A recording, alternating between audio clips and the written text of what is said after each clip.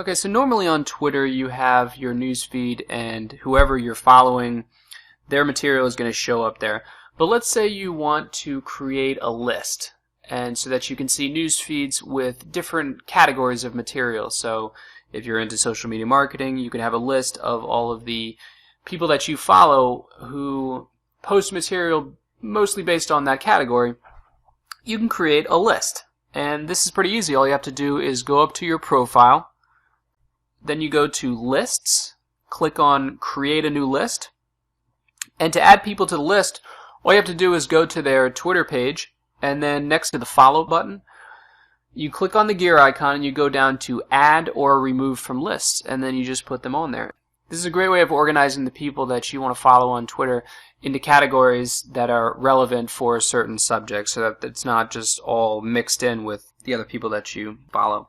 So once you've collected or created a list of a number of different bloggers and influential people that you're trying to reach out to, you're going to want to write some content based on things that they've said so that you can sort of get on their radar. And you can use what's called the block quote feature. And if you've used WordPress for a while, you're probably familiar with this. You can see on the screenshot, you just click B quote, and it'll take a certain statement that somebody else made on their blog, something you copied and pasted into your article, and make it larger and put large quotation marks next to it so that it stands out from the rest of the article. And this is a great way of gaining some influence, because if you write say a counter argument to an influential person's article and they respond to it, I mean, simply by responding to it, you automatically gain their audience. Or you can simply write an article that expands on what they said.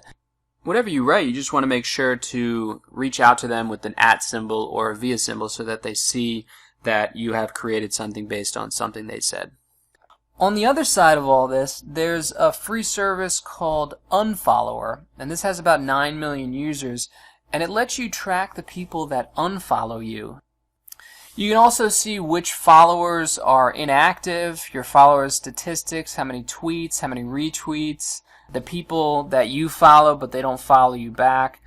When you think about it, 9 million members is not that much compared to how many Twitter users there are in the hundreds of millions. So less than 5% of people with a Twitter account are using this service. And if you're going to use Twitter as a means of promoting your business, this is a huge advantage to have over other companies that aren't aware of Unfollowers or aren't using it. So definitely check out unfollowers.com. It's a free account. You can see a ton of data about the people that are following you, unfollowing you. It's called Unfollowers at unfollowers.com. That's with an S on the end.